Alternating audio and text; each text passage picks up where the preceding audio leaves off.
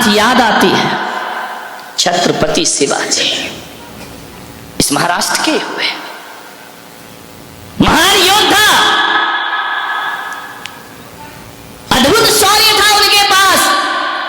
शिवाजी महाराज, ध्यान रखना, हिंदुत्व में प्राण फूंक दी जिन्होंने, भारत के स्वाभिमान को शौर्य प्रदान कर दिया जिन्होंने, ध्यान रखना। वो राजा, वो छत्रपति शिवा एक दिन किसी स्थान पर रुके थे, रात्रि में विश्राम कर रहे थे कि कोई एक बहुत सुंदरी रूप लावण्य की धनी खिड़की से उनके कमरे में आ गई। उसने शिवा को देखा, आसक्त हो गई शिवा पर। इतना शौर्य, इतना पौरुष जिसके अंदर हो, इतना स्वाभिमान हो। शिवा जी रात में उठे, उन्होंने कहा तुम यहां कैसे आई, और इतनी रात में तुम्हारा आना उचित नहीं है मेरे कक्ष में, अभी यहां से निकल जाओ। उस महिला ने कहा मैं जा नहीं सकती हूं, मैं बड़ी मुश्किल से तो आई हूं। शिवा ने कहा क्या कहना चाहती हो? बोले मैं तुम पे आसक्त हूं, मैं तुमसे आसक्त हूं, तुम्हारा आलिंगन चाहिए। शिवा ने कहा क्या कह रही हो तुम? बोले शिवा मैं तुम पर मोहित हूं, तुम्हारी कायल हूं, तुम्हारे कृत्यों की प्रशंसक हूं, मैं तुमसे प्रभावित हूं। क्या चाहती हो? यही चाहती हूं कि मैं अपनी कोख से तुम्हारे जैसे बेटे को जन्म दूं, यही मेरा अभिप्राय है। केवल मैं एक मां बनना चाहती हूं तुम्हारे बच्चे की, तुम्हारी कोख में, अपनी कोख से तुम्हारे जैसा बेटे को जन्म। शिवा ने कहा कि तुम क्या कह रही हो, मेरे माध्यम से तुम्हारी कोख में औलाद मेरे जैसी हो? मां जरा ये तो बता, कोई जरूरी थोड़ी है कि महापुरुषों के घर में महापुरुष ही जन्म लेते हो, कोई जरूरी नहीं है कि निकृष्ट घर में महापुरुषों का जन्म ना होता हो। एक बात याद कर, तुझे मेरे जैसा पुत्र चाहिए? हाँ शिवा मुझे तुम्हारे जैसा पुत्र चाहिए। तो इसके लिए इतना इंतजार क्यों करना? बड़ी आनंदित हुई, प्रसन्न हो गई कि शिवा तैयार। शिवाजी ने कहा कि ठहरो, इतनी देर इंतजार क्यों करना? 9 महीने तू गर्भ में पालेगी, बड़ा करेगी, जन्म देगी, पुत्र की जगह पुत्री हो गई तो भी बोले चलेगा, पुत्री भी चलेगी, लेकिन वीर होना चाहिए, वीरांगना होना चाहिए। शिवा ने कहा इतना इंतजार मत कर। और शिवाजी उठे अपनी सैया से और उसने कहा कि तेरा एक ही स्वप्न है ना कि मेरे जैसे पुत्र की मां बनना? तो शिवा ने उसके चरण पकड़े, बोले आज से तू मेरी मां और मैं तेरा पुत्र हूं। इसके लिए इतना लंबा कुछ करने की कोई जरूरत नहीं, आज से तू मुझे अपना पुत्र मान और मैं तुझे अपनी मां का दर्जा दिया करता हूं। मांगेला सोचना। सुखदेव जी महाराज, कथा आती है भागवत में, श्रीमद्, चले जा रहे थे रास्ते से और जैसे ही रास्ते से गुजरे तो सुखदेव जी महाराज और उनके गुरु आगे आगे निकले। तालाब में, सरोवर में महिलाएं स्नान कर रही थी और जैसे ही 80 साल के गुरु निकले, महिलाओं ने अपने वस्त्र उठाए, तैर कर आई घाट पर, वस्त्र अपने तन को ढक लिया वस्त्रों से। गुरु निकल गए, पीछे पीछे 22 साल के यौवन को धारण किए सुखदेव जी महाराज निकले सुखदेव। महिलाएं स्नान करती रहीं, उन्होंने ना वस्त्र उठाए, ना उन्हें शर्म आई, ना उन्हें लाज आई। पूछा गया कि 80 साल के बूढ़े गुजरे तो तुमने वस्त्रों से शरीर को ढक लिया, और सुखदेव महाराज गुजरे 20 साल 22 साल का जवान, तो तुमने वस्त्र नहीं ढके। मालूम है उन महिलाओं ने कहा कि 80 साल के बूढ़े जब गुजरे तो उनकी आंखों पे पर्दा नहीं था, इसलिए हमने पर्दा कर लिया, और 22 साल का जब सुखदेव गुजरता है उसकी आंख में पर्दे थे, हमें पर्दा करने की कोई आवश्यकता और कोई जरूरत ना पड़ी। यदि वो नैनों के पर्दे डाल लेते तो हमें पर्दे उठाने की जरूरत। एक आदमी आया, बोले महाराज आप नग्न रहते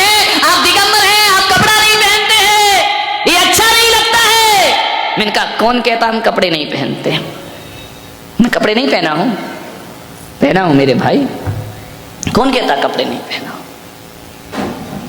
तुम्हारे कपड़े तो धागों से बनते हैं, तुम्हारे कपड़े किसी मील में बना करते हैं।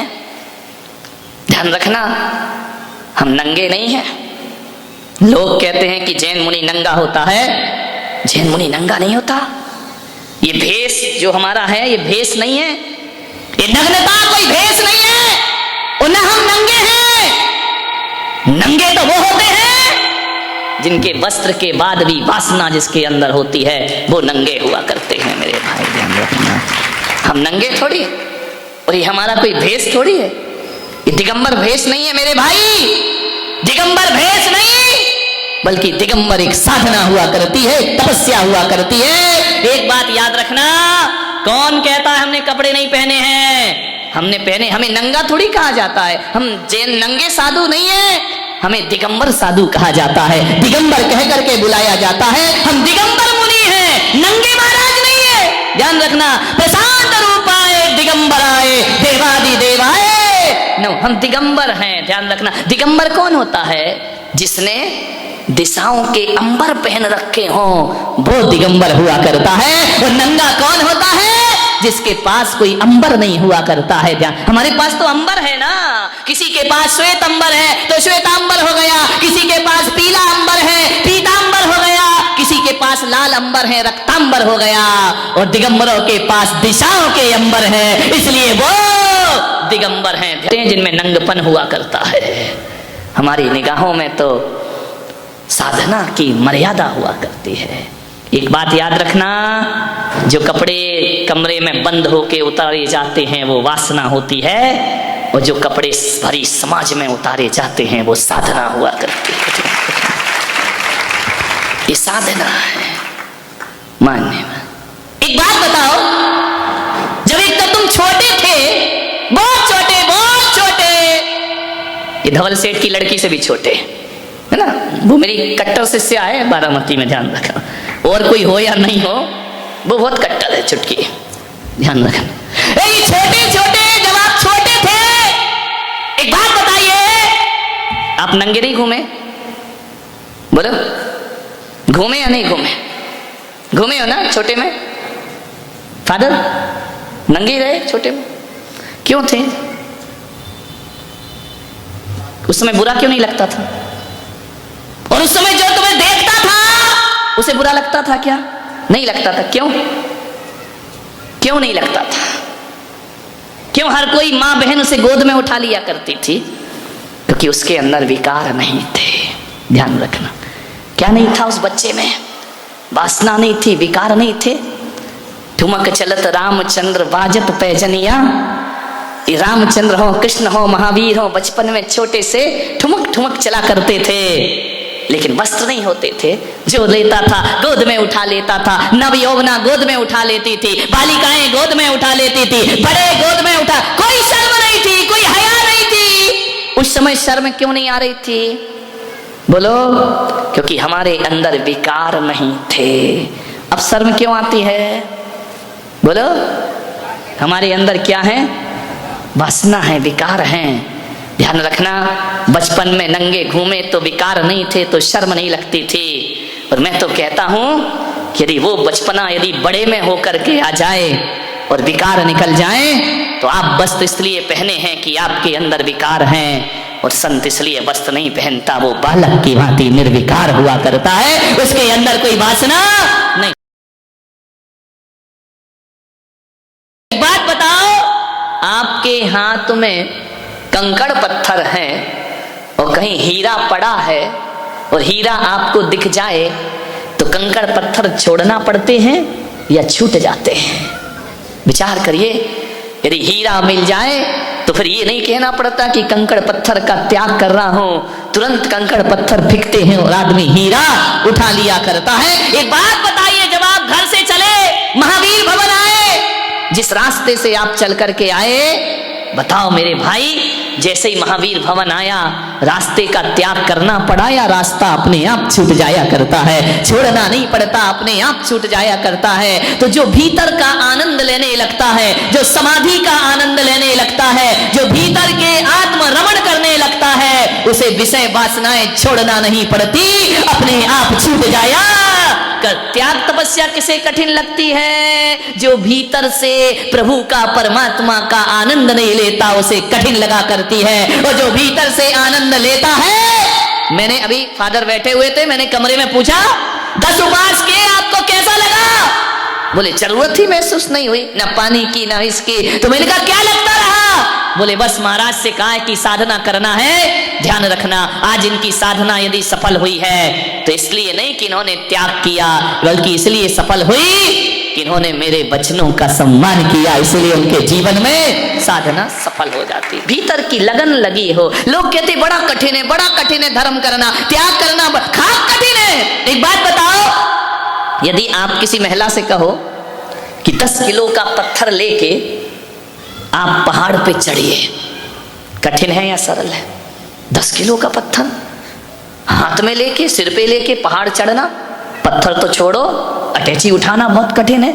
शिखर जी जाओ, अपना ही शरीर भारी लगने लगता है चढ़ते चढ़ते, कि यार ये शरीर भी अलग हो जाए तो मैं आराम से चढ़ जाऊं। विचार करिए, 10 किलो का पत्थर लेकर एक महिला पहाड़ पे चढ़ना कठिन काम है। पहाड़ तो बहुत बड़ी बात है, 10 किलो का पत्थर लेके दूसरे मंजिल पे पहुंचना कठिन काम है। वहां भी लिफ्ट ढूंढना पड़ती है कि हमसे ये वजन उठने वाला 10 किलो का पत्थर एक पहाड़ पे लेके चढ़ना बहुत कठिन काम हुआ करता है, बहुत कठिन काम हुआ करता है। लेकिन मैं आपसे पूछ रहा हूं, पत्थर भारी है, पत्थर का वजन है, लेकिन एक बात बताओ बारामती वालों, 10 किलो का बच्चा लेकर जब आप मां चढ़ती है तो भारी लगता है या हल्का लगता है? विचार करिए। बच्चे में वजन हल्का हो जाता है, पत्थर में वजन भारी हो जाता है। पत्थर लेके चढ़ना कठिन है, लेकिन बच्चे को लेके चढ़ना, वजन दोनों का एक सा है। 10 किलो का बच्चा भी है और 10 किलो का पत्थर भी है। कौन सी चीज भारी है और कौन सी चीज हल्की? मम्मी बोले कि जा बेटा दवाई लिया, अरे सो जाओ ना, सुबह कुछ लगा लो, बाम आम विक्स लगा लो, चल जाएगा काम। अब इतनी रात को कहां जाऊंगा मैं? चला जा, देख मेरी तबीयत खराब है। अरे सो जाओ मम्मी, सुबह ले आऊंगा, इतनी भी खराब नहीं है, सो मैं नहीं जा सकता, मैं थक गया हूं, मेरे से कुछ नहीं होगा। ध्यान रखना, एक माँ की दवा लाना है। बच्चे 1000 बहाना बनाते हैं, और रात को 12 बजे यदि पानी भी गिर रहा है, सन्नाटा है रात का, और कोई चोरी बुला ले, फिर क्या करेगा?